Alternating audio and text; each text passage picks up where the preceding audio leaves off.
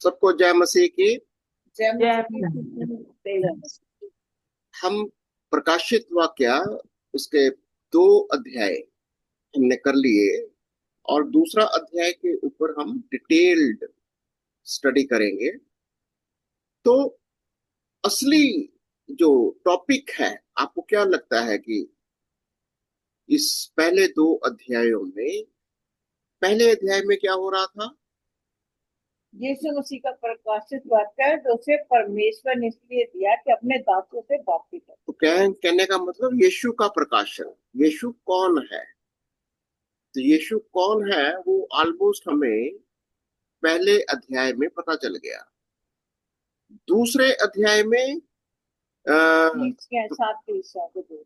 Okay, पर लेकिन और कौन सा चीज जो हमने नोटिस किया था बहुत इंपॉर्टेंट है कि ये संदेश किसके द्वारा किसको दिया जा रहा? मैसेंजर्स, परमेश्वर परमेश्वर का वचन दूतों के द्वारा। दूतों के द्वारा। Very good. दूत बहुत इंपॉर्टेंट, यहाँ पर एक लिंक है, एक कड़ी है कि दूत चाहे वो स्वर्ग में हो तो चाहे जमीन पर हो। स्वर्ग में स्वर्गदूत, क्योंकि जो यूहन्ना को प्रकाशन मिला वो परमेश्वर का प्रकाशन, यीशु मसीह का प्रकाशन परमेश्वर ने दिया और स्वर्गदूत के द्वारा। फिर स्वर्गदूत ने यूहन्ना को दिया, यूहन्ना ने कलीसियाओं को दिया। मेरा सवाल ये है कि दूत का सबसे इंपॉर्टेंट रोल क्या है? दूत क्या वो सिंपली एक पोस्टमैन है, या उस मैसेज को हूबहू सुनाता भी है और जीता भी है? और दूसरी चीज, मैसेंजर अगर उसको पता चलता है कि मेरे अंदर किसी भी बात की कमी है, जब यूहन्ना को भी पता पड़ेंगे धीरे धीरे कि यूहन्ना को भी जब पता है, कई बातें नहीं पता, पर लेकिन वो धीरे धीरे सीखता भी है। जब स्वर्गदूतों से वो बातें करता है, परमेश्वर से बातें करता है, तो दूत की का रोल क्या है? दूत जैसे ही वो संदेश सुनाता है, साथ ही साथ वो सीखता भी है। ये रूल को समझना बहुत जरूरी है कि दूत एक मैसेंजर ही नहीं है, एक अच्छा शिक्षक, शिक्षा ले पाने वाला, कहेंगे स्टूडेंट भी है। हम्म, एक अच्छा विद्यार्थी भी है जो परमेश्वर से वचन सुनता है, फिर वचन को सुनाता है। अब ये बातें हमने देखी थी कि 2 लेवल के दूत हैं। एक लेवल स्वर्ग का है, स्वर्गदूत। दूसरा लेवल जमीन का है, जमीन के दूत। तो जमीन के दूतों में जैसे यूहन्ना, और उसके बाद कलीसियाओं के दूत। जब कलीसियाओं के दूत में हमने देखा तो क्या मतलब समझा आपको? कौन है दूत कलीसियाओं के? जिसके पास वचन हो तो दो। जिसके पास परमेश्वर का वचन है, या दूसरे शब्दों में जो दूसरों को परमेश्वर का वचन सुनाता है, जो दूसरों को परमेश्वर के वचन के बारे में बताता है। यानी वो जितना हो सकता है वो अपने आप को उस वचन के हिसाब से वो बोलता ही नहीं है, वो अपने आप को वैसे उस वचन के अनुसार ढालता भी है, अपने आप को प्रिपेयर भी करता है, अपने आप को नो। और परमेश्वर क्या करता है, वचन क्या कहता है? वचन ये ये संदेश आता क्यों है? क्यों यीशु का प्रकाशन आता ही क्यों है? क्यों आता है? ताकि सब जान जाएं, और सबको, और उस सबको पर सुना। विश्वास करें। ओके, ओके, और बताइए। जहाँ हमने देखा था ना, उसको सुन जरूरी है, ये अवश्य है। 3 आयत में लिए धन्य है वे जो इस विषयवाणी के वचन को पढ़ता है और वे जो सुनते हैं और उसमें लिखी बातों को मानते हैं, क्योंकि समय निकट आया। Very good. और बताइए, वचन को सिर्फ जानना काफी है, सुनाना काफी है, या वचन हमें बहुत कुछ बताता भी है कि हमारे अंदर कितनी कमी घटियां हैं, क्या क्या हमारे अंदर कमियां घटियां हैं। और अगर अगर कलीसिया उन कमियां घटियों को जानकर जयवंत नहीं होती तो हमने क्या सीखा था? प्रभु खुश होता है? नहीं, डांटता प्रभु है। होगा, प्रभु दुखी होता है कि ये लोग प्रभु सुनते को, नहीं। प्रभु का प्रकाशन देने का मकसद क्या है? हम जानिए प्रभु के बारे में, ये तो कौन है, कैसा है यीशु, और और उसकी जो भी बातें उसने बताई आने वाली है, जो होने वाला वो बता रहा और है। और और हम ताकि हम वचन मन सुनते हैं। फिराएं, ताकि हम मन हाँ, फिराएं। ताकि हम जयवंत हो जाएं। पश्चाताप करते हैं, मन देखिए, जब फिराए। ये वचन हमें क्यों सिखाया जा रहा है, ये कंसेप्ट को समझना बहुत जरूरी है।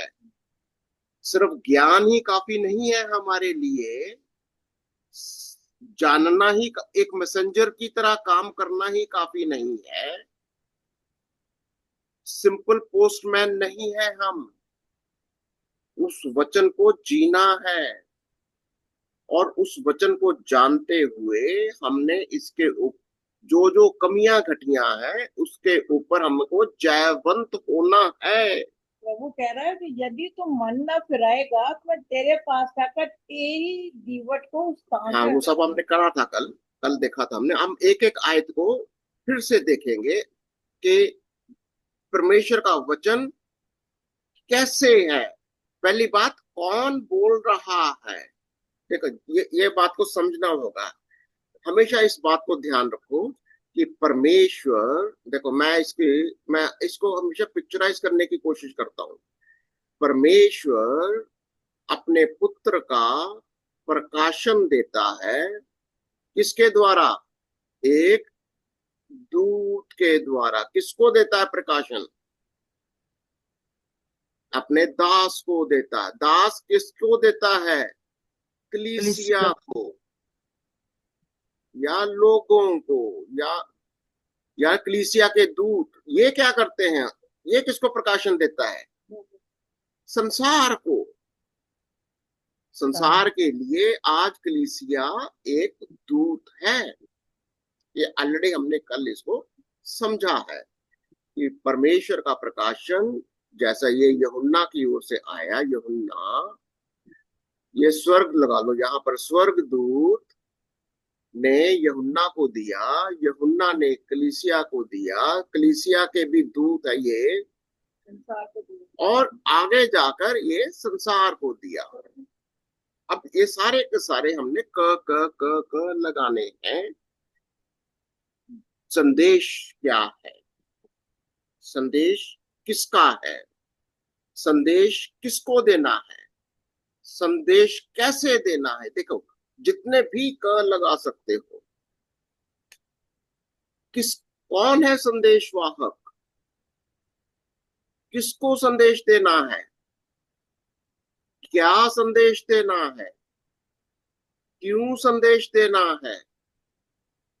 और इस संदेश के अंदर क्या ये सिंपल एक पोस्टमैन का काम है कि हमने एक फेंक दिया, चिट्ठी फेंक दी किसी के घर में जाकर, वो संदेश है? नो, ये पोस्टमैन वाला काम नहीं है। यहाँ पर हमारा अपना जीवन एक पत्री है, एक चिट्ठी है, एक लेटर है। ओके, तो हम इस चीज को डेवलप करेंगे आज इन्हीं सब चीजों से कि अफिसियस की कलीसिया के दूत को ये लिख। कौन लिख रहा है? कौन लिख रहा है? यूहन्ना। यूहन्ना लिख रहा है। यूहन्ना कह रहा है। परमेश्वर का वचन क्या कह रहा है? आत्मा क्या कह रहा है? इफिसियंस की कलीसिया के दूत को ये लिख। पहली बात कि ये संदेश किसका है, यहाँ पर कौन है, किसका संदेश है ये, जो 7 तारों को अपने हाथ में लिए हुए है। कौन है ये जो, यीशु ये मसीह। विश्वास। कौन है ये जो, यीशु मसीह। तो पहली बात, संदेश वाहक को पता होना चाहिए कि ये संदेश किसका है, जो अपने दाहिने हाथ में तारों को, 7 दीपदारों के बीच में फिरता। अच्छा, जो 7 तारों को अपने दाहिने हाथ में लिए हुए हैं। 7 दीपाधारों के बीच में फिरता है। तो हम ये 7 दीपाधार क्या समझे थे हमने, क्या है ये दीपाधार, कलीसिया कलीसिया है, चर्च है। कलीसिया। कलीसिया को एक घर की तरह बना लो ऐसा करके, या कलीसिया। तो यीशु मसीह कलीसियाओं के बीच में चलता फिरता है। संदेश क्या है, किसको लिखा है, पहली बात अफिशियस को क्यों लिखा, अफिशियस की कलीसिया को लिखा। उनके कामों अफिशियस के बारे में। अफिशियस की प्रॉब्लम क्या थी, अफिशियस की कलीसिया को, मैं तेरे कामों को जानता हूं कि तू बुरे लोगों को देख नहीं सकता, जो अपने आप को प्रेरित कहते हैं नहीं, पर उन्हें झूठा पाया। पर तूने परख कर झूठा पाया। और पर लेकिन सारी की सारी बातें किसके इर्द गिर्द जा रही, परंतु परंतु मुझे तेरे विरोध में क्या कहना है, कि तूने अपना पहला सा प्रेम छोड़ दिया है। तूने अपना पहला सा प्रेम छोड़ दिया है। ये जब भी क्वेश्चन आता है, जब भी कोई प्रभु आपके ऊपर ऐसे करके एक सवाल लिया निशान लगा दो कि यहाँ पर सारी बातें अच्छी हैं, सारी बातें अच्छी हैं, पर लेकिन ये वाली कमी तुम्हारे अंदर है। अभी आपको ये भी सोचना होगा कि ये वाली कमी क्यों है, क्यों। तो हम सोचते हैं कि हमें सब कुछ आता है, हम सारे वो काम कर रहे हैं जो खुदा ने कहे हैं, अपने आप को हम स्पिरिचुअली क्या कहते हैं, प्राइड सा आ जाता है किस्म से, अननोइंगली। ओके, आपका देखो, आप बहुत अच्छा बोलते हो। इस कॉन्टेक्स्ट को देखो कि वो किससे बोल रहा है, कौन से कॉन्टेक्स्ट से बोलता है। एफिशियस की कलीसिया के दूत को, एफिशियस वर्ड क्यों आया ये,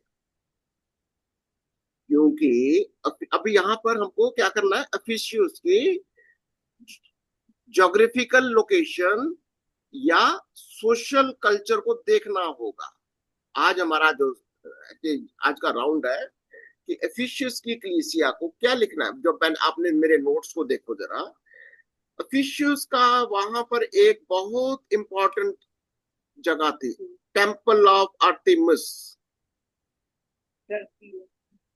टेम्पल ऑफ एक एक वहां की देवी थी, ये कौन है, देवी है वहां की।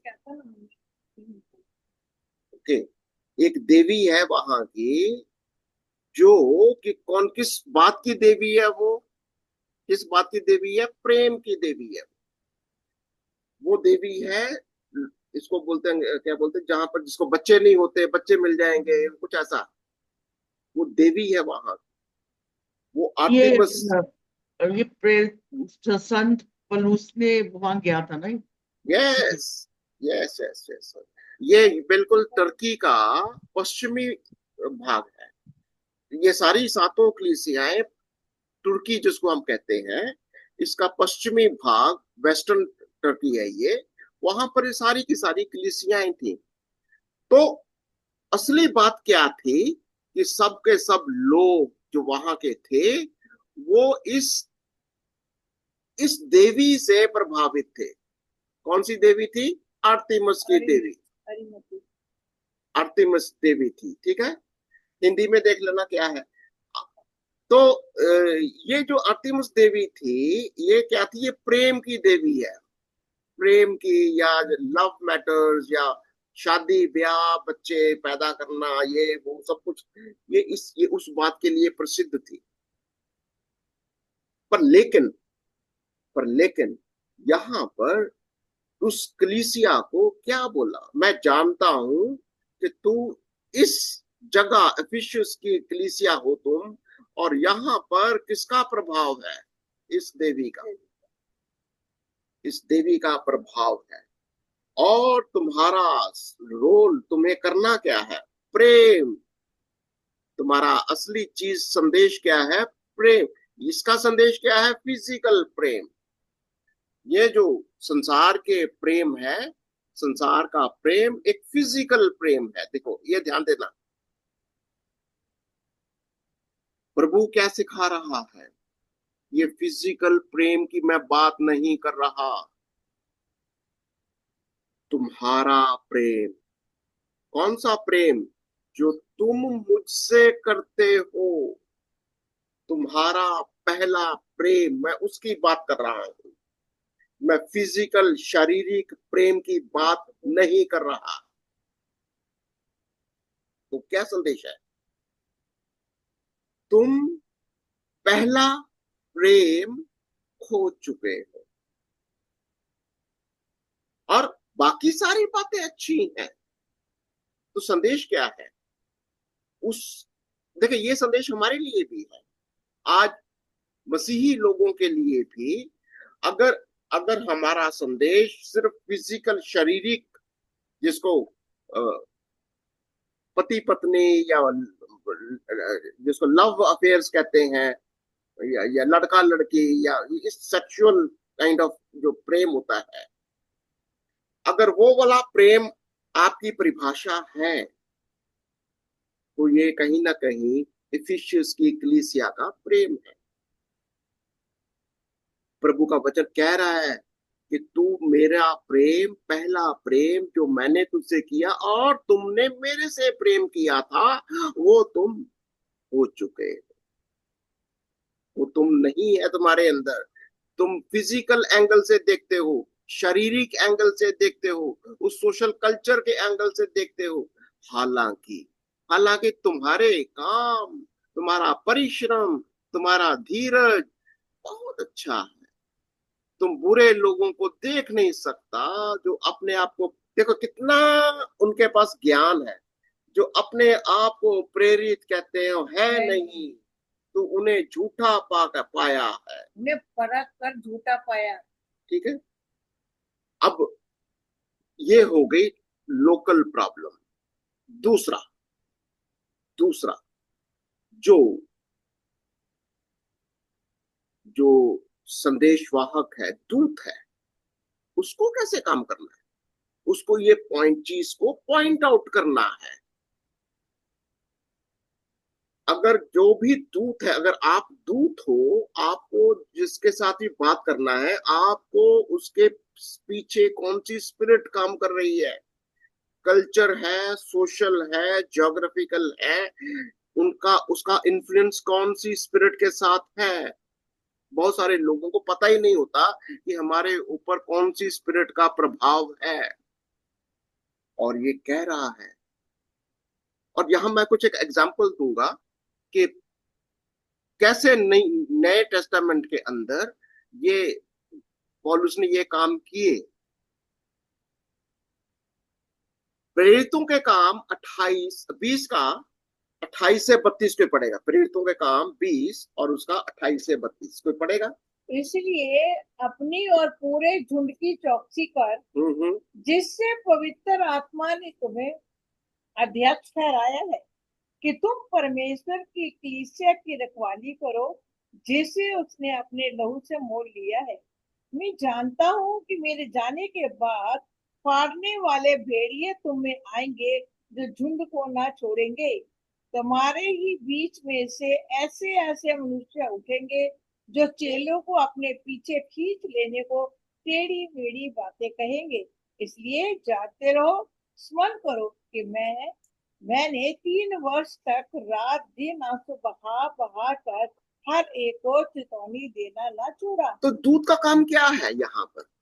पौलुस एक अच्छा दूत बन के कलीसिया को चिता रहा है, तुम्हारे बीच में कुछ ऐसे झूठे शिक्षक, झूठे लोग होंगे, जो जैसे अफिसियस के लोगों को कहा, वो शारीरिक प्रेम के ऊपर ही उनका सारा का सारा फाउंडेशन उनकी वो है। कईयों की फाउंडेशन सिर्फ शारीरिक प्रेम होता है, आत्मिक प्रेम की, परमेश्वर के प्रेम की, वचन के प्रेम की, यीशु के प्रेम की कोई फाउंडेशन नहीं है। और वो कहीं ना कहीं पौलुस के या प्रभु यीशु के स्टैंडर्ड से झूठे शिक्षक है, झूठे दूत हैं वो।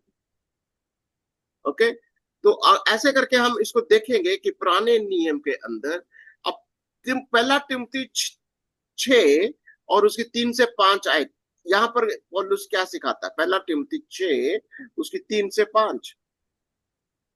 यदि कोई और ही प्रकार का उपदेश देता है और खरी बातों को अर्थात हमारे यीशु मसीह की बातों को और उस उपदेश को नहीं मानता जो भक्ति के अनुसार है, तो वह अभिमानी हो गया और कुछ नहीं जानता। मनुष्य विवाद और शब्दों पर तर्क करने का रोग है, जिनसे गाप और झगड़े और निंदा की बातें और बुरे बुरे संदेह और उन मनुष्यों में व्यर्थ रगड़े झगड़े उत्पन्न होते हैं, जिनकी बुद्धि बिगड़ गई और वे सत्य से विहीन हो गए हैं, जो समझते हैं कि भक्ति कमाई का द्वार है, पर संतोष सहित भक्ति बड़ी कमाई है, क्योंकि ना हम जगत के पढ़ना, 6 तक ही था, तो यहाँ पर 5 तक ही बल्कि पढ़ना था। झूठे शिक्षक को कैसे हैंडल किया जाता है? ये जो झूठे शिक्षक है, ये झूठे शिक्षक को कैसे हैंडल करता है? एक दूत को कैसे हैंडल करना है? दूत कैसे ऐसे झूठे शिक्षकों को कैसे हैंडल करता है? खरा खरा उपदेश सुनाना, खरा खरा। अगर खरी खरी नहीं सुनाओगे, देखो यहाँ पर ना बहुत बार हम प्रेम की परिभाषा को, अरे बोलना नहीं किसी को, प्रेम करो प्रेम करो, नो, ये प्रेम नहीं है अगर खरी खरी नहीं सुनाते तो। ये बहुत लोगों की आज, अच्छा आपको क्या लगता नहीं प्रॉब्लम है? किसी को खरी खोटी सिर्फ खरी खरी सुनाओ तो आपको क्या लगता है लोग क्या कहते हैं? छोड़ जाते हैं, आगे मीठी मीठी गोलियां गई तो खिलाते हैं, बात नहीं करते हैं कि ये तो बोल देते हैं। हमें परेशानी होती है ना जब तक ना सुनाए, ना बोले, तो सच ना बोले। अगर आप सचमुच में किसी से प्रेम करते हो, अगर आप उसको परमेश्वर के वचन के अनुसार नहीं सुनाते, तो क्या आप सचमुच में सच्चे दूत हो या आप झूठे दूत हो? झूठे दूत हैं अगर नहीं सुनाते तो। अगर नहीं सुनाते या हम उसको इग्नोर करते हैं तो कहीं ना कहीं हम उनके उसके प्रभाव में आ गए। ठीक है, झूठे दूत बन गए। और दूसरा तिमुथी 3 का 1 से 9 में, जल्दी से पढ़ो इसको, क्या लिखता है? दूसरा तिमुथी 3 का 1 से 9। पर ये जानकर कि अंतिम दिनों में कठिन समय आएंगे, क्योंकि मनुष्य अब स्वार्थी, लोभी, डींगमार, अभिमानी, निंदक, माता पिता की आज्ञा टालने वाला, कृतघ्न, अपवित्र, दया रहित, क्षमा रहित, दोष लगाने वाले, असंयमी, कठोर, भले के बैरी, विश्वासघाती, ढीठ, घमंडी और परमेश्वर के नहीं वन सुख विलास की चाहने वाले होंगे। वे भक्ति का भेष तो धरेंगे पर उसकी शक्ति को न मानेंगे। ऐसों से परे रहना। इन्हीं में से वे लोग हैं जो घरों में दबे पांव घुसाते हैं और छिछोरी स्त्रियों को वश में कर लेते हैं, जो पापों से दबी और हर प्रकार के अभिलाषाओं के वश में है, और सदा सीखती तो रहती हैं पर सत्य की पहचान तक कभी नहीं पहुंचती। और और जैसे यनेस और यम्ब्रेस ने मूसा का विरोध किया था, वैसे ही ये भी सत्य का विरोध करते हैं। ये तो ऐसे मनुष्य हैं जिनकी बुद्धि भ्रष्ट हो गई है और वे विश्वास के विषय में निकपे हैं, पर वे इससे आगे नहीं बढ़ सकते, क्योंकि जैसे उनकी अज्ञानता सब मनुष्यों पर प्रकट हो गई थी, वैसे ही इनकी भी हो जाएगी। तो झूठे और सच्चे दूतों के बीच में डिवाइड करना है, डिवीजन करना है। ये एक सच्चे दूत का जिम्मेवारी है। चाहे वो यूहन्ना हो, चाहे पौलुस हो, चाहे वो आज आप हो, अगर हमारे पास परमेश्वर का वचन है और अगर हम सच्चा और झूठा संदेश क्या है, अगर इसके बीच में हम वो डिवीजन नहीं निकालते कि असली प्रॉब्लम कहाँ पर है, तो फिर हम कहीं ना कहीं हम उनके साथ जो झूठे हैं, हम कहीं ना कहीं उनके साथ मिक्सअप हो जाते हैं। और क्या कहता, तू धीरज धरता है और मेरे नाम के लिए दुख उठाते उठाते थका नहीं। हाँ हाँ, पर लेकिन मुझे तेरे विरुद्ध ये कहना है कि तूने अपना पहला सा प्रेम छोड़ दिया है। अब यहाँ पर ये अभी देखो कॉम्प्रोमाइजिंग क्यों हो जाता है, आज हम लोगों के साथ क्यों कॉम्प्रोमाइज करते हैं। या तो हम प्रभु से प्रेम करते हैं, उसके वचन से प्रेम करते हैं, या लोगों से प्रेम करते हैं। ये एक बहुत बड़ा सवालिया निशान। क्या मुझे लोगों से प्रेम करना है, क्या मुझे शारीरिक संसारिक प्रेम में जुड़ना है, या अपने प्रभु से, यीशु से, अपने उद्धारकर्ता से, उसके वचन से, उसकी शिक्षाओं से मुझे उससे प्रेम करना है, ये सवाल है।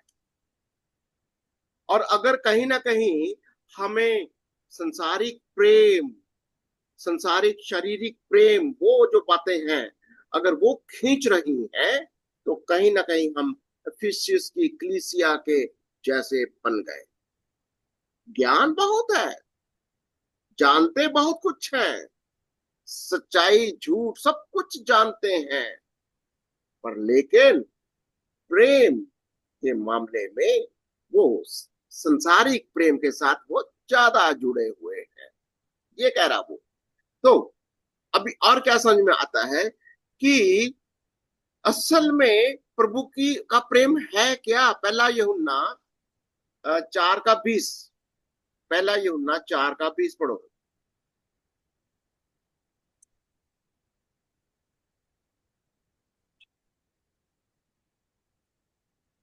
यदि कोई आप इतनी देर से लगाओगे तो कैसे होगा।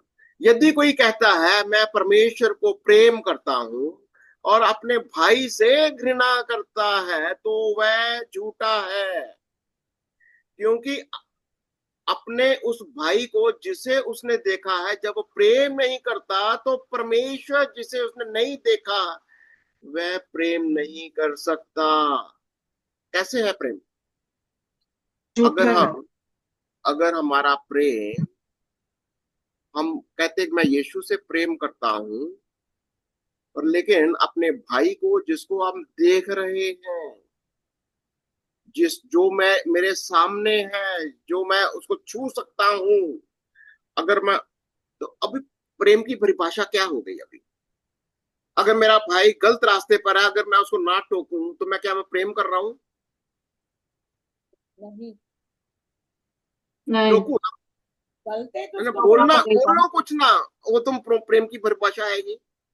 नहीं तो जो जब टोकेंगे तभी प्रेम है। जिसको हम प्यार करते हैं तभी तो हम उसको सुधारेंगे, तभी तो हम उसकी गलतियां बताएंगे। हाँ, अगर आप अपने भाई से प्रेम करते हो तो आप जरूर कहेंगे कि भाई ये वाली बात गलत है, ये वाली बात परमेश्वर का प्रेम के अंदर नहीं आती, ये कहीं ना कहीं संसारिक है, ये बात है। तो अगर हम जिस दिखावे के लिए अगर मैं प्रेम करूं, बहुत कुछ कर सकते हैं हम दिखावा, पर लेकिन वो प्रेम नहीं है, वो नहीं है प्रेम। ये जो मैंने लिखा, पर लेकिन बहुत लंबा हो जाएगा। ये प्रेरितों के काम 20 और उसकी 17 से 38 पढ़ेंगे ना, तो पौलुस ने एफिसियंस की कलीसिया को एक फेयरवेल दिया था। ये बहुत लंबा हो जाएगा, मैं आपको सिर्फ इसका जिस्ट बताता हूं। जब उसने एफिसियंस की कलीसिया को बोला कि अब मैं जा रहा हूं, हाँ, मैं वापस जेरूसलम जा रहा हूँ, और वहां क्या होगा मालूम मेरे साथ? तो मारा जाएगा ये, गला beheaded। काटा जाएगा, मुझे मार डाला जाएगा। अब तुम मेरा मुंह नहीं देखोगे। अगर किसी का है जल्दी से निकाल लो, वो वाले है। 19 है ना, 20 का 19, हम्म, यही है ना पीड़ितों के काम, 20 का 19 ओके। देख लो। प्रेरितों का 20 उसका, हाँ देख लो, हाँ। हाँ 19, 19 से देखना है ना, हाँ ठीक है। अर्थात अब बड़ी दीनता से, बस 29 से पढ़ो, 29 से, उसमें ज्यादा है। पढ़ो तो ना, आप मैं भी पढ़ो जिसको मिल गया। मैं जानता हूं कि मेरे जाने के बाद फाड़ने वाले भेड़िए तुम में आएंगे, जो झुंड को ना छोड़ेंगे। तुम्हारे ही बीच में से ऐसे ऐसे मनुष्य उठेंगे, जो चेलों को अपने पीछे खींच लेने को टेढ़ी मेढ़ी बातें कहेंगे। इसलिए जागते रहो और स्मरण करो कि मैंने 3 वर्ष तक रात दिन आंसू बहा बहा कर हारत को चेतावनी देना ना छोड़ा। और अब मैं तुम्हें परमेश्वर की ओर उसके अनुग्रह के वचन को सौंप देता हूँ, कि तुम्हारी उन्नति कर सकता जो तुम्हारी उन्नति कर सकता है, और सब पवित्रों में साझी करके मिरास दे सकता है। मैंने किसी की चांदी, सोना या कपड़ा का लालच नहीं किया। तुम आप ही जानते हो कि इन्हीं हाथों ने मेरी और मेरे साथियों की आवश्यकताएं पूरी की। मैंने तुम्हें सब कुछ करके दिखाया कि इस रीति से परिश्रम करते हुए निर्बलों को संभालना और प्रभु यीशु की बातें स्मरण रखना अवश्य है, कि उसने आप ही कहा कि लेने से देना धन्य है। ये कहकर उसने घुटने टेके और उन सबके साथ प्रार्थना की। वो आयत नहीं मिली, अब से तुम मेरा मुंह नहीं देखोगे। तब वे सब बहुत रोए और पौलुस से गले में लिपट कर चूमने लगे। तो वे विशेष कर इस बात का हाँ, शोक ये आ करते गई। कि तुम मैंने वो मेरा लाइन मुंह देखोगे। और उन्होंने उसे कहाँ हाँ, तक पहुंचाया, 38 में। और 38 आयत में है वो। 38, हाँ।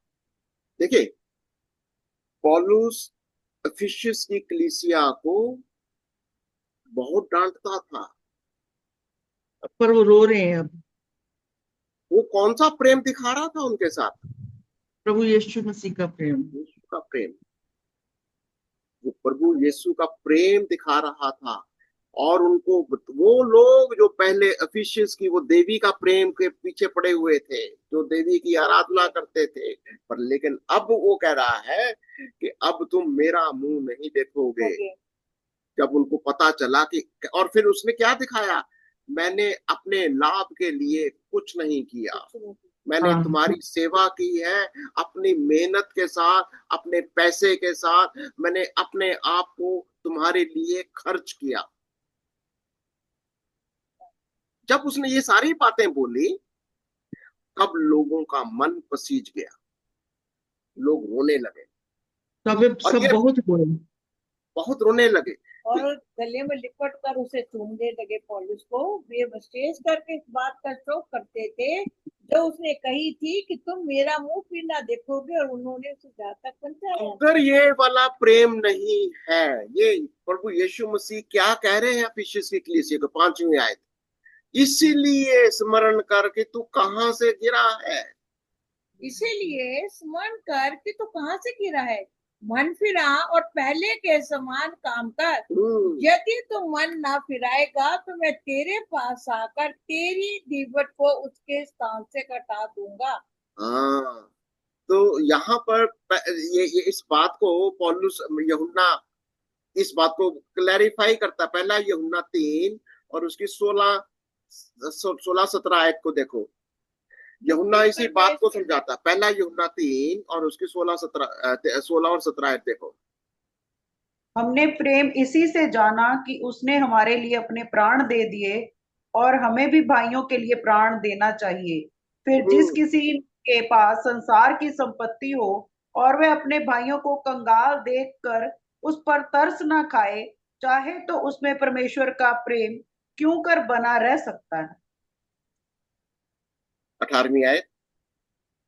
हे बालकों, हम वचन और जीव ही से नहीं पर काम और सत्य के द्वारा भी प्रेम करें। तो प्रेम की परिभाषा, बिल्कुल पहला प्रेम, जैसा यीशु का प्रेम, जैसा उसने प्रेम किया है वैसा ही तुम भी एक दूसरे के साथ प्रेम करो, ये कहा। और अगर कोई भूखा प्यासा नंगा है तो उसकी देखभाल करो। अगर तुम सोचते हो कि तुम सक्षम हो, तुम्हारे पास, अगर कोई तुम्हारे बीच में कोई कमजोर है, कोई नंगा है, कोई भूखा है, तो अगर तुम उसकी देखभाल नहीं करते तो फिर किस बात का तुम प्रेम करते हो? तो वो फिर तुम्हारा प्रेम प्रेम नहीं है। ये बात को समझा रहा है।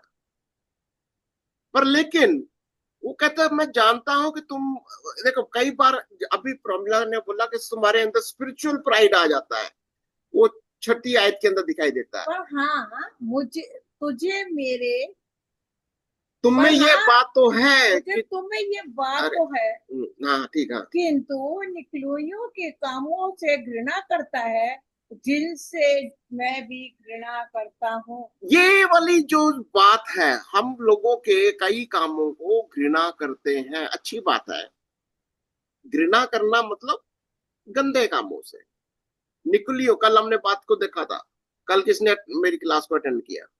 निकुलियो कौन से है? ये यूनानी कल्चर है।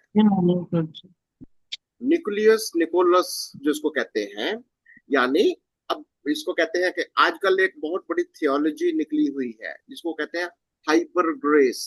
हाइपर, अनुग्रह, बस अनुग्रह ही अनुग्रह है, जो कुछ मर्जी कर लो, प्रभु ने तो माफ कर ही देना है, ये।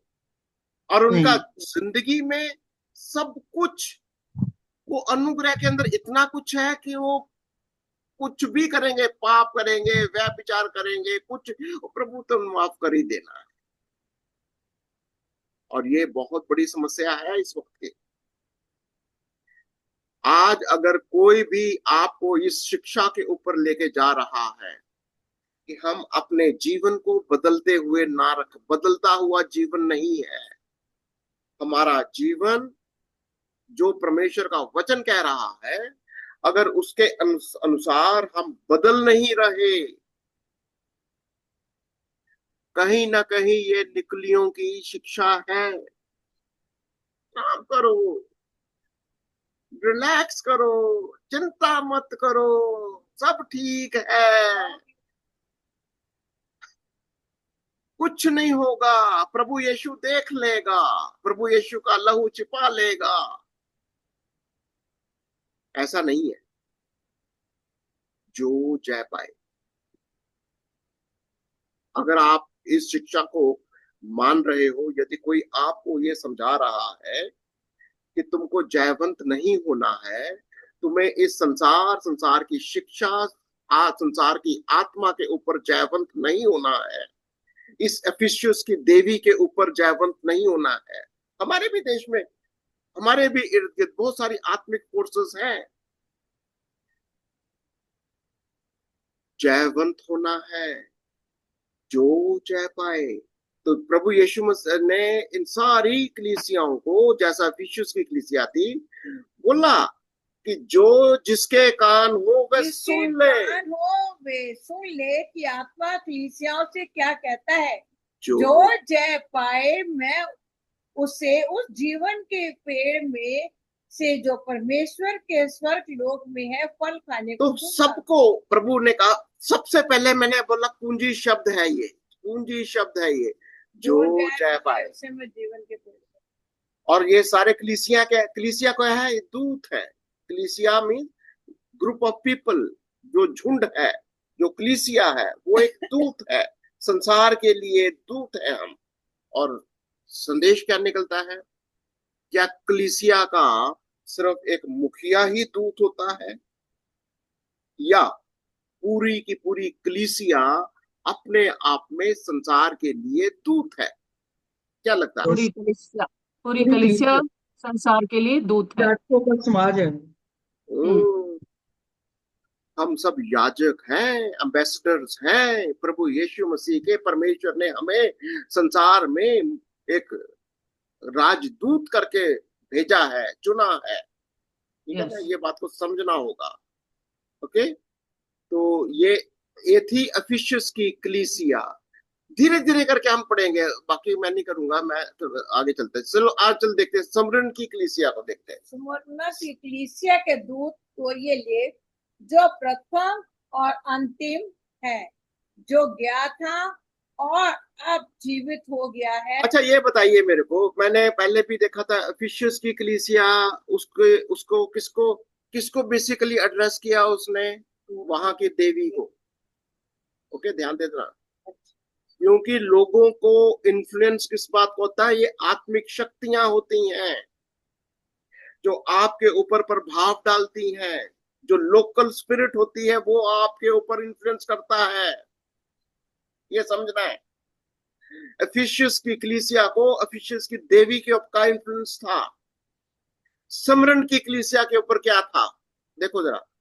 और पहली बात, यीशु अपनी इंट्रोडक्शन देता है। स्मरण की कलीसिया के दूत को ये लेख जो प्रथम और अंतिम है, जो गया था और अब जीवित हो गया है। मैं देखो, ये कहता ओके ठीक है, वो सब ठीक आपने पढ़ा हुआ है। मैं क्या कह रहा हूँ कि वहां की कलीसिया, वहां का जो सिमरन की कलीसिया, ये भी टर्की का वेस्टर्न एरिया है, वहां पर एक कल्ट टेम्पल था। अगर आप इसको नेट में ढूंढ लोगे तो मिल जाएगा। वो डेडिकेटेड था जो एम्परर तिब्रियास, जो मदर गॉडेस के ऊपर था। जैसे आज भी हमारे देश के अंदर शक्ति की पूजा की जाती है, शक्ति की देवियां होती हैं, वो राजा उसकी पूजा करता था। ये वाला जो उनका संदेश था, तो प्रभु यीशु मसीह का संदेश क्या यहाँ पर आया, उन लोगों को क्या बोला, क्या लिखा, जो प्रथम और अंतिम है, जो गया था और मर गया था, हो गया। जो मर गया था, मर गया नहीं था, जो मर गया था और अब जीवित हो गया है, वे वही यूं कहता है कि क्या लिखता है, मैं मैं तेरे क्लेश और दरिद्रता को जानता हूँ, परंतु तू धनी है। जो लोग अपने आप को यहूदी कहते हैं और है नहीं, शैतान की सभा। तो यहाँ पर वो बिल्कुल रेफरेंस दे दिया 9वीं आयत के अंदर। असली तुम्हारी प्रॉब्लम क्या है, लोकल स्पिरिट। देखो ये लोकल स्पिरिट या डीआईटीज, लोकल स्पिरिट या डीआईटीज ऑफ द राइटिस एरिया, जो भी एरिया है, जो समरण है या फिशेस है, जो भी है, ये बहुत इंपॉर्टेंट चीज है ये, कि आपका इन्फ्लुएंस जो लोकल स्पिरिट होती है, लोकल एरिया होती है, वहां के लोगों का कल्चर उन सब चीजों के इर्द गिर्द होता है। ध्यान देना इस चीज को। और प्रभु का वचन बड़ा क्लियरली बोलता है कि तुम दूत हो। और हमारा दूत होने का मतलब ये है कि हमको पता होना चाहिए कि हमारे इर्द गिर्द कौन है, कौन सी स्पिरिट है। जो मेरे लोग हैं, जो मेरे भाई बहन कलीसिया जो भी है, वो कौन सी वाली स्पिरिट से कंट्रोल्ड हैं, वो कौन सी देवी शक्ति की पूजा करते हैं, शक्ति की पूजा करते हैं। वो क्या कह रहा है, इनसे बोलो मैं कौन हूं, जो मर गया था और अब जीवित अब हो गया है, जीवित हूं वह ये कहता है। मैं। ये इसका मतलब संसार के अंदर ऐसी कोई शक्ति नहीं है, कोई दैविक शक्ति नहीं है जो किसी मुर्दे को जिंदा कर दे। जो मर गया उसको जीवित करने की शक्ति किसी के पास नहीं है। और ये राजा लोग अपनी जिंदगी की रक्षा के लिए इन शक्तियों की पूजा करते थे, और आज भी करते होंगे, आज भी यही तो है। पर लेकिन यीशु मसीह ने क्या कहा, मैं 10 लिखकर उनसे जो मत मर कर। गया था अब मैं जीवित हूँ, हो गया। अब मैं जीवित हूँ। मैं तेरे क्लेश और दरिद्रता को जानता हूँ, हाँ, परंतु तू धनी है। और जो लोग अपने आप को यहूदी कहते हैं और है नहीं, परंतु इस शैतान की सभा के हैं, ये वाला निंदा करता हूँ, उनकी निंदा को भी मैं जानता हूँ। मैं सब कुछ जानता हूँ। ये जो लोकल स्पिरिट्स के ऊपर उनकी पूजा करते हैं, उनकी जो मूर्ति पूजा करते हैं, मैं सब कुछ जानता हूँ। ठीक है, तो यही चीज अब 3:17 के अंदर लाउडिशियंस के साथ भी था, ये भी उन्हीं के, वो 3:17 में करेंगे जब आएगा, तो वो उसके अंदर भी यही है। पर लेकिन 10वीं आयत को, जो दुख तुझको झेलने होंगे उनसे मत डर, देखो क्योंकि देखो शैतान तुम में से कुछ को जेल खाने में डालने पर है, ताकि तुम परखे जाओ और तुम्हें 10 दिन तक क्लेश उठाना होगा। प्राण देने के विश्वासी रह, तो मैं तुझे जीवन का मुकुट दूंगा। तो क्या कह रहा है प्रभु? लोकल, देखो मैं या इसको हमेशा देखो, लोकल स्पिरिचुअल पावर्स जिसको समझो, लोकल स्पिरिचुअल पावर्स जो बिल्कुल आपके संसार के अंदर, उन लोकल लोगों के बीच में बहुत सारी शक्तियां हैं जिसकी लोग पूजा करते हैं। तुम ध्यान से देखो, और ज्यादातर लोग डरते हुए कहीं ना कहीं उनकी पूजा करने लग जाते हैं, उनके प्रभाव में आ जाते हैं, उनकी शिक्षाओं में आ जाते हैं। ये कह रहा वो, या उनसे डर जाते हैं। या डर जाते हैं। क्यों? क्योंकि वो जानते नहीं है कि यीशु कहता मैं कौन हूं। उनको ये नहीं पता मैं वो हूं जो मर गया था, देख अब मैं जीवित हूं। ये कह रहा वो, इसीलिए उसको डायरेक्ट उसके लिए उसको एड्रेस किया जा रहा है। और फिर दूसरी चीज, तुम्हें क्लेश उठाना होगा। ये तुम्हारी प्रॉब्लम है, ये आत्मिक शक्तियों की। तुम्हें क्लेश उठाना होगा, तुम्हारी देने तक विश्वासी रहे। असल में क्या मतलब क्या है इसका? तुम्हारी लड़ाई, हमारी लड़ाई कौन सी है? शारीरिक है या आत्मिक है? आत्मिक युद्ध है, लहू और मांस से नहीं। यस, आत्मिक युद्ध है हमारा। ये ध्यान, हमारा लड़ाई शारीरिक नहीं है, हमारी लड़ाई आत्मिक है, लोकल शक्तियों के साथ है। प्राण देने तक तू विश्वास योग्य रहे, मैं तुझे जीवन का मुकुट दूंगा। बहुत क्लियर कर रही है ये बात है? कि 10 आयत जो बहुत क्लियरली बता रही है ये बात। यस, तो जो ये को झेलने होंगे, हाँ, उनसे जिसके मत डर। कान, तो सुन ले कि आत्मा कलीसियाओं से क्या कहता है। जो जय पाए उसको दूसरी मृत्यु से हानि ना पहुंचेगी। देखो ये जो जय पाए, आपको क्या लगता है कि ये कोई फिजिकल जय है क्या? स्पिरिचुअल है ये। विक्ट्री, शैतान को मारना होगा। ये तुम्हारी संसार की आत्मिक शक्तियां हैं जो तुमको फिजिकल लव, जैसे सेक्स, मैं आजकल मेरा सेक्स के ऊपर एक चल रहा है, मालूम है? अंग्रेजी के अंदर चल रहा है वो। लोग सेक्स के बारे में क्या समझते हैं? फिजिकल लव सब दुष्ट है, वह विचार है, सब पाप की नगरी है। और अगर आप चाहते हो उसके साथ जुड़ना, आप मेरे साथ जुड़ सकते हो। हर संडे को मैं करता हूं उसको, और नहीं तो वीडियो देख लीजिए। ओके, आज देखते हैं पिलग्रिमन की कलीसिया के दूत को। देखो क्या लिखता है पिलग्रिमन की कलीसिया के दूत को ये लिख, जिसके पास 2 धारी और तेज तलवार है, ये कहता है कि मुख से एक, ये कहता मैं ठीक है, वो ये कहता है कि मैं ये जानता हूँ, यहाँ से देखो ना, मैं जानता हूँ किंतु कि तू कहाँ रहता है, जहाँ शैतान का सिंहासन। अच्छा, ये क्या लग रहा है आपको? पिलग्रिमन की क्या स्पिरिचुअल प्रॉब्लम है? कोई पिलग्रिमन कलीसिया की स्पिरिचुअल प्रॉब्लम है? एफिशियंस की स्पिरिचुअल प्रॉब्लम है? स्मिरना की स्पिरिचुअल प्रॉब्लम है? कहाँ रहता है जहाँ शैतान का सिंहासन है?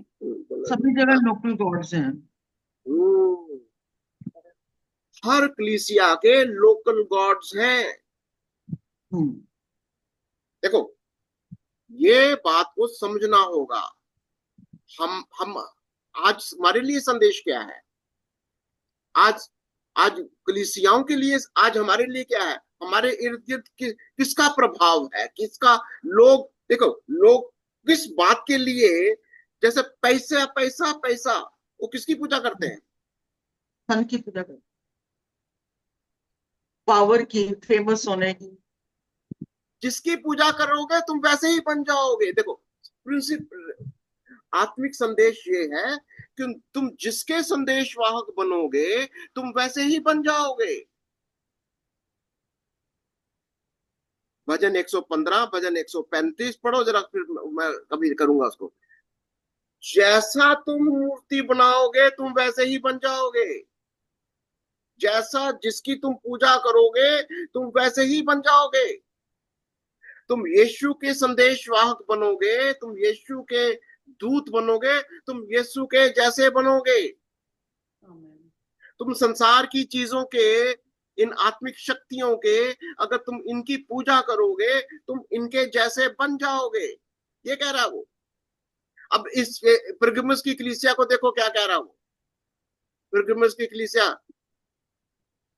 मैं जानता कि तू कहाँ रहता है। ये देखो, मैं पिरगमुन की कलीसिया के बारे में देखो स्टडी का क्या कहती है। ये ग्रीक गॉड है, देखो ध्यान दो। ये Asclepius, this is Greek God of healing. Okay, Pergamum की कलीसिया में ये ग्रीक गॉड है। This is the Greek God. किस बात का ग्रीक गॉड है ये? इसको चंगाई देने वाला, शिफा देने वाला। पर यीशु मसीह क्या कह रहा है उनके पास में? उसी को जवाब दे रहा है, ग्रीक गॉड को जवाब दे रहा है, जिसके पास दूधारी तेज तलवार है। ये कहते हैं, क्या कहता है? मैं जानता हूँ कि तू कहाँ रहता है। कहाँ? जहाँ शैतान का सिंहासन है, जहाँ शैतान का सिंहासन है। तू मेरे नाम पर स्थिर रहता है और मुझ पर विश्वास करने से इन दोनों में भी पीछे नहीं हटा, जिनमें मेरा विश्वास योग्य साक्षी अंतिपास तुम्हारे बीच में उस स्थान पर घात किया गया जहाँ शैतान रहता। तो यहाँ पर वो क्या रहा है, क्या कह रहा है उनको? वो उनको कह रहा है कि तुम्हारे बीच में आत्मिक युद्ध चल रहा है। अंतिपास का कत्ल किया गया था। कौन सी शक्तियों ने किया? Greek God. शैतान। वो जो वहां की लोकल स्पिरिट, देखो प्रिंसिपल बड़ा क्लियर है। प्रकाशित वाक्या का समझना है तो प्रकाशित वाक्या के अंदर एक ही थीम निकलेगी। मैं अभी पहले से ही बता देता हूं, या तो हम यीशु मसीह के दूत हैं या हम संसार की किसी न किसी चीज के दूत हैं। या तो संसार की किसी शक्ति के दूत हैं या हम यीशु मसीह के दूत हैं, बस। और मर्जी हमारी है। पर लेकिन साथ ही साथ में ये बात को समझना होगा, ये एक आत्मिक युद्ध है जिसके अंदर हमारी जान भी जा सकती है। पर लेकिन प्रभु का वचन ये सिखा रहा है कि तुम्हें लड़ाई करनी है। तुम एक देखो, उसका कहता मेरा एक दास अंतिपास मारा गया, मेरा साक्षी अंतिपास तुम्हारे बीच में घात किया गया जहाँ शैतान रहता है। हाँ, पर लेकिन मुझे तेरे विरुद्ध कुछ बातें कहनी है, क्योंकि तेरे यहाँ कुछ ऐसे हैं जो बिलाम की शिक्षा। अब यहाँ पर क्या दिखाई दे रहा है 14वीं आयत के अंदर? बिलाम की शिक्षा को मानते हैं। बिलाम के, कल मैंने इसको डिस्कस किया था। बिलाम की शिक्षा क्या है? पैसे के लिए काम करते हैं। बिलाम की शिक्षा, वो याजक है, उसको कुछ चढ़ावा चाहिए, चढ़ावा मिलता है, पैसा मिलता है, इसीलिए वो याजक है। अगर कोई प्रभु की सेवा सिर्फ पैसे के लिए करना चाहता है, वो कहीं ना कहीं बिलाम की शिक्षा के साथ जुड़ा हुआ है। तुम्हारे बीच में कुछ ऐसे लोग हैं जो बिलाम की, अगर आपने देखना तो उस रेफरेंस को नोट कर लो। तो मैं आपको गिनती उसका 22वां अध्याय, और यहां से देख लो गिनती 22, और उसको आप अपने टाइम पर पढ़ लेना। और बिलाम की शिक्षा जो थी वो क्या कर रहा था, वो उसने, और पैसा ले बिलाम रहा ने, था। जो और गिनती, कुरान में जो बात करता था ना वचन, उसको उल्टा कर देता था। हाँ, गिनती 25 उसकी पहली आयत से गिनती 31, और यहाँ पर ये सारे लोग जो थे बिलाम की शिक्षा को, अब क्या है, होता क्या है, ये एक स्पिरिट है। देखो कुल मिलाकर बात वही आ जाती है, एक स्पिरिट है जो लोगों को प्रभावित करता है। जो कोई ना हमारी कोई कमी उसका, होती है ना उसको पकड़ लेता है, वो हमारी जो बस एक कमी होती दूत है। बन जा, कोई ना कोई उसका दूत बन जाता है। उसको वो दूत, बिलाम दूत बन गया, उसने लोगों को उसको प्रभावित करके उसके साथ जोड़ दिया, और लोग उसके पीछे आ गए। प्रिंसिपल क्या है? प्रिंसिपल ये है कि वो दूत पैसे के पीछे भागता है। उसका सारी की सारा फोकस परमेश्वर का वचन, उसकी आज्ञाकारिता, परमेश्वर का प्रेम, वो सारी बातें नहीं है। इसीलिए वो कह रहा है। तो अगर आपको पढ़ना है अपने इस टाइम पर करिए, कि नहीं तो बहुत लंबा हो जाएगा। और 15वीं आयत, 15वीं आयत, तथा मन फिरा, वैसे 15वीं आयत, वैसे वैसे ही। ही तेरे यहाँ कुछ ऐसे हैं जो निकलोइयों की शिक्षा को मानते हैं, पर हाँ, तुझ में ये बात तो है कि हिंदू निकलोइयों के कामों से घृणा करता है, जिससे मैं भी घृणा करता हूँ। निकुलनियों की बात हमने कर ली है, कौन थे ये? यूनानी शिक्षाएं हैं, जो मर्जी खाओ पियो ऐश करो, ये वाली शिक्षा है ये। ओके, अतः मन मन फिरा, फिरा। नहीं तो मैं तेरे पास शीघ्र ही आकर अपने मुख की तलवार से उनके साथ में लड़ूंगा। किसके साथ लड़ेगा? उनके किसके साथ साथ, शैतान के साथ लड़े। लड़ेगा? है? किस, ध्यान से, ध्यान से, ध्यान से, किसके साथ निकुलियों के लड़ेगा? साथ, निकुलियों के साथ। नो, ध्यान से पढ़िए। जो उनके वो है, ये लोग जो, ये इनकी निकलोइयों की शिक्षाओं को शिक्षा पर ये चलते हैं। विश्वासी लोग हैं। ध्यान से पढ़िए। तो सो मन फिरा, नहीं तो मैं तेरे पास शीघ्र ही आकर अपने मुख की तलवार से उनके साथ। अगर तुमने मन नहीं फिराया, अगर तुमने मन नहीं फिराया, मैं आऊंगा और मैं तुम्हारे साथ लड़ाई करूंगा। मुझे तो देख, एक मिनट फिर से पढ़ो। सो मन फिरा, हाँ, नहीं तो मैं तेरे पास शीघ्र ही आकर तेरे पास, यहाँ पे लिखना चाहिए मैं तेरे साथ लड़ूंगा, या लिखा तेरे पास शीघ्र आकर अपने मुख की तलवार से उनके उनके साथ लड़ूंगा। उनके साथ लड़ूंगा। तो यहाँ पर किसके साथ लड़ेगा? अगर तू मन नहीं फिराएगा तो क्या यीशु किसके साथ लड़ाई करेगा? तुम्हारे साथ ही करूंगा मैं लड़ाई, तुमको, तुम्हारे जो, देखो आगे जाके क्लियर होगा ये। जो के कान हो वो सुन ले कि आत्मा कलीसियाओं से क्या कहता है, कि जो जय पाए उसको मैं गुप्त मन्ना में से दूंगा, और हाँ, उसके जो पत्थर जय दूंगा। पाए, जो जय पाए, जो, अच्छा, ये आपको क्लैरिफाई होगा अगली हाँ, आयत से। ये 15 आयत में क्लियर हो रहा है। हाँ, वैसे ही तेरे यहाँ कितने तो ऐसे हैं जो निकुलियों की शिक्षा को मानते हैं। हाँ, तो निकुलियों की शिक्षा को जो मानते हैं तो वो उनको कह रहा है कि तू मन फिरा, यस। नहीं तो मैं तेरे से वो दीवट छीन लूंगा, या मैं जो तेरे को। निकलियों की शिक्षा को मानते हैं, इनके साथ मैं लड़ाई करूंगा, अपने वचन से मैं लड़ाई करूंगा। इसको इसको देखो ना, ये क्लैरिफाई हो जाता है। जो जेजेबल की को मानते थे, थुआथीरा की कलीसिया को देखो जरा, 18 आयत से। थुआथीरा की कलीसिया के दूत को ये लिख, यहां से परमेश्वर का पुत्र, परमेश्वर का पुत्र, जिसकी आंखें आग की ज्वाला की नाई और जिसके पांव उत्तम पीतल के समान है, वह कहता है कि मैं तेरे कामों और प्रेम और विश्वास और सेवा और धीरज को जानता हूँ, हाँ, और ये भी कि तेरे पिछले काम पहले से बढ़कर हैं, पहलों से बढ़कर है, पर कि लेकिन, पर तुझे, पर मुझे तेरे विरुद्ध ये कहना है कि तू उस स्त्री इजबेल को रहने देता है, जो अपने आप को भविष्यद्वक्तन कहती है, ये दिखाई और दिया, मेरे बाप तुम्हारे बीच भविष्यद्वक्तन, में कुछ ऐसे हैं जो या इजेबेल है। इजबेल को रहने देते हैं। हाँ, ये व्यभिचारण है। जो अपने आप को भविष्य वक्तन कहती जो है, अपने आप को भविष्यद्वक्ता कहती है। मेरे दासों का और मैं व्यभिचार मेरे दासों को दासों और को मूर्तियों के आगे चढ़ाई गई वस्तुएं खाना खिला सिखाकर बरमाती है। भरमाती। ठीक है, ये अगर आपको क्रॉस रेफरेंस देखने हैं तो देख लो, यहाँ पर पहला राजा 16 का 29 से पढ़ लेना इसको। 21 आयत में लिखा है, मैंने उसको उसको मन फिराने के लिए अवसर दिया, पर वह अपने व्यभिचार से मन फिराना नहीं चाहती। अब तो यहाँ क्लियर हो गया ना, इजेबल से लड़ रहा है खुदा। बिल्कुल। और क्या कैसे लड़ता है, 22 आयत को देखिए, मैंने उसे रोग शैया पर डालता हूँ। मैं उसे रोग शैया पर डालता हूँ और जो उसके साथ वही विचार करते हैं, यदि वे भी उसके कामों से मन न फिराएंगे तो मैं उन्हें भी बड़े क्लेश में डालूंगा। क्या किया? क्या यीशु किसके साथ लड़ाई कर रहा है?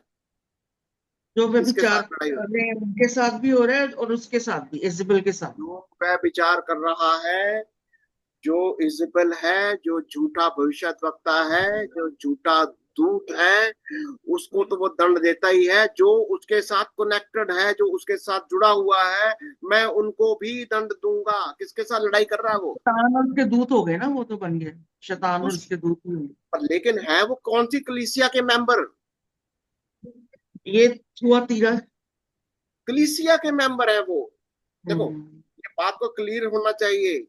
कलीसिया के अंदर आप सबको बिल्कुल ऐसा मत समझो कि सारे 100% शुद्ध और बहुत बढ़िया बढ़िया सब कुछ है, नहीं। कलीसिया के अंदर आपको बहुत सारे झूठे नबी मिलेंगे, ये ध्यान से रखना है। अगर आप इसको टेकिंग फॉर ग्रांटेड नहीं है कि जो चर्च में आता है वो सब के सब यीशु के लहू से धुले हुए लोग हैं, ये बात माइंड से मत रखो। बहुत सारे लोग हैं जो सिर्फ दिखावा करते हैं, बहुत सारे लोग झूठे हैं ना, जो जो छुपके छुपके गलत शिक्षा को भी प्रोक्लेम करते हैं ये। और प्रभु का वचन ये सिखा रहा है कि मैं इन्हें दंड देता हूं। इस ऐसी जो शिक्षक है, ऐसी इजेबेल को मैंने रोग शैया पर डाल दिया। जो देखो और उसके साथ जो भी उसके चेले हैं, देखो उसको भी तो बोला उसने, उनके बच्चों को कहते हैं मार डालना। वह विचार करते थे, यदि वह भी उसके कामों से मन ना फिराएंगे, मैं उन्हें बड़े क्लेश में डालूंगा, मैं उसके बच्चों को मार डालूंगा। तब तब सब कलीसियाएं जान, ये देखो किसको एड्रेस कर रहा है, कलीसियाओं को। को कह रहे हैं। तब कलीसियाएं जान लेंगी कि हृदय और मन को परखने वाला मैं ही हूं, और मैं तुम में से हर एक को उसके कामों के अनुसार बदला दूंगा। किसकी बात, किसके लिए बात हो रही है ये? तो बात कलीसिया से बात हो रही है, ये बात को समझना है।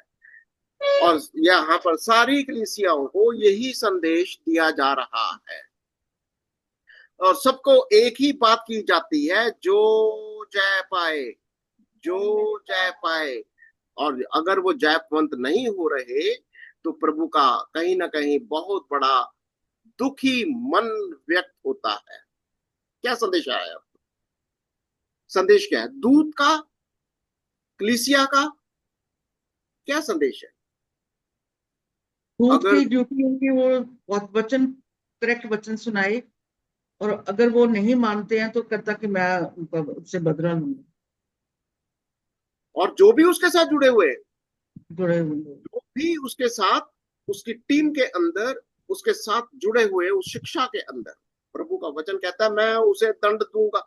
अभी आपको याद आ गया वो पहला कुरिन्थियों 11 और उसके 23 से 30 तक, क्या है, 27 से 28 आयत के अंदर, वो है कि जो अन्य रीति अनुचित से, अनुचित जो रीति। कोई अनुचित रीति से मेरे बीच पे आता और खाता है, वो बहुत से तो बीमार है और कुछ तो तो बीमार वैसे है, कमजोर बीमार है। है, कुछ कमजोर है, कुछ तो सो ही गए। क्यों? अनुचित रीति से खाया क्योंकि ना, समझा अनुचित नहीं। रीति से अगर प्रभु की देह के भागीदार हो, उसके वचन को सुना रहे हो, सिखा रहे हो, तो प्रभु का वचन बड़ा क्लियर है इस बात के लिए कि मैं तुझे दंड दूंगा।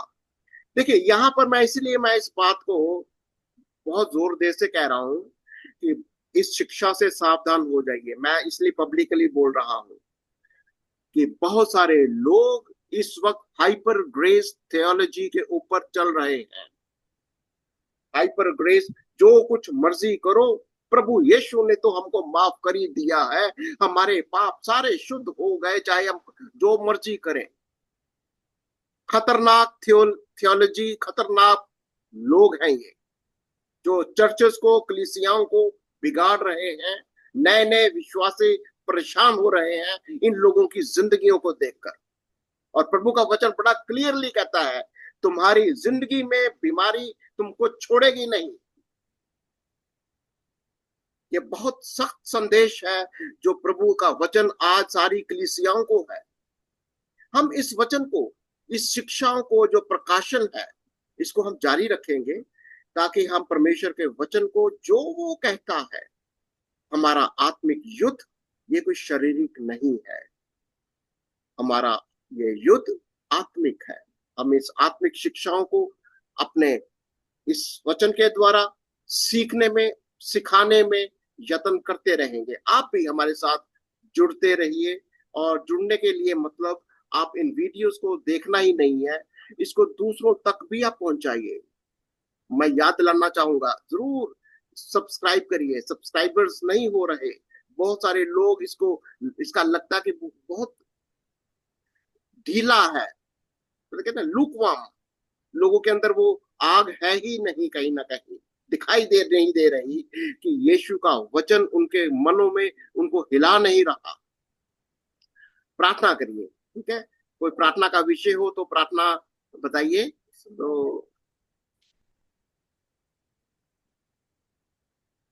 Hallelujah, hallelujah, hallelujah. धन्यवाद, धन्यवाद, धन्यवाद हे मेरे महान समर्थी प्रभु यीशु। ਅਸੀਂ ਤੇਰਾ ਧੰਨਵਾਦ ਕਰਦੇ ਹਾਂ ਇਨ ਸੁੰਦਰ ਵਚਨਾਂ ਦੇ ਲਈ ਪਰਮੇਸ਼ਵਰ, ਜੋ ਤੂੰ ਸਾਡੇ ਜੀਵਨਾਂ 'ਚ ਦਿੱਤੇ ਪਰਮੇਸ਼ਵਰ। ਇਹ ਵਚਨ ਪਰਮੇਸ਼ਵਰ ਸਾਡੇ ਮਨਾਂ ਉੱਤੇ 100 ਗੁਣਾ ਫਲਾਂ ਨੂੰ ਲੈ ਕੇ ਆਏ ਪਰਮੇਸ਼ਵਰ। ਅਸੀਂ ਤੇਰੇ ਰਾਜੇ ਦੇ ਵਿੱਚ ਜੋ ਪ੍ਰਭੂ ਤੂੰ ਸਾਨੂੰ ਦੂਤ ਘੋਸ਼ਿਤ ਕੀਤਾ ਹੈ ਪਰਮੇਸ਼ਵਰ, ਅਸੀਂ ਆਪਣੇ ਕੰਮਾਂ ਨੂੰ ਪਰਮੇਸ਼ਵਰ ਜੀ ਸਹੀ ਕਰ ਪਾਈਏ ਔਰ ਸਹੀ ਸਿੱਖਿਆ ਅੱਗੇ ਲੈ ਕੇ ਜਾ ਸਕੀਏ। ਪ੍ਰਭੂ ਜੀ ਇਹ ਵਚਨ ਤੁਹਾਡੇ ਵਿੱਚ ਜਾ ਕੇ, ਤੁਹਾਡੇ ਵਰਡ ਵਿੱਚ ਜਾ ਕੇ ਹੀ ਸਾਨੂੰ ਮਿਲ ਸਕਦੇ ਨੇ। ਉਸ ਦੀਆਂ ਗਹਿਰਾਈਆਂ ਨੂੰ ਅਸੀਂ ਪ੍ਰਭੂ ਜੀ ਉਸ ਤੱਕ ਪਹੁੰਚ ਸਕੀਏ। ਸਾਡੀ ਮਦਦ ਔਰ ਸਹਾਇਤਾ ਕਰੋ ਪਰਮੇਸ਼ਵਰ, ਕਿ ਅਸੀਂ ਇਹਨਾਂ ਵਚਨਾਂ ਨੂੰ ਸਹੀ ਤਰੀਕੇ ਨਾਲ ਅੱਗੇ ਲੈ ਕੇ ਜਾਈਏ ਔਰ ਸਹੀ ਤਰੀਕੇ ਨਾਲ ਸਿਰਫ ਸੁਣਾਉਣ ਵਾਲੇ ਨਹੀਂ ਪ੍ਰਭੂ ਜੀ, ਸਿੱਖਣ ਵਾਲੇ ਬਣ ਸਕੀਏ ਪਰਮੇਸ਼ਵਰ, ਤਾਂ ਕਿ ਅਸੀਂ ਤੇਰੇ ਸਹੀ ਮੈਸੇਂਜਰ ਬਣੀਏ ਪਰਮੇਸ਼ਵਰ। ਅਸੀਂ ਤੇਰਾ ਧੰਨਵਾਦ ਕਰਦੇ ਹਾਂ ਸਿੱਖਿਆ ਦੇ ਲਈ ਪਰਮੇਸ਼ਵਰ। ਅਸੀਂ ਲੋਕਾਂ ਨੂੰ ਪ੍ਰਭੂ ਜੀ ਸਹੀ ਮਾਰਗ ਤੇ ਲੈ ਕੇ ਆਉਣ ਵਾਲੇ ਬਣ ਸਕੀਏ, ਔਰ ਇਹ ਸਾਰੀ ਸਿੱਖਿਆ ਜੋ ਤੁਸੀਂ ਸਾਨੂੰ ਦਿੱਤੀ ਹੈ ਉਸ ਦੇ ਲਈ ਪ੍ਰਭੂ ਅਸੀਂ ਤੁਹਾਡਾ ਧੰਨਵਾਦ ਕਰਦੇ ਹਾਂ ਪਰਮੇਸ਼ਵਰ, ਕਿ ਅਸੀਂ ਇਹਦੇ ਗਹਿਰੇ ਭੇਤਾਂ ਵਿੱਚ ਉਤਰ ਪਾਏ। ਔਰ ਸਿਸਟਰ ਜੀ ਦੀ ਜੋ ਬੇਟੀ ਹੈ, ਉਹਨਾਂ ਦੇ ਜੋ ਫੀਵਰ ਹੈ ਪਰਮੇਸ਼ਵਰ, ਤੁਸੀਂ ਸਭ ਜਾਣਦੇ ਹੋ ਪਰਮੇਸ਼ਵਰ।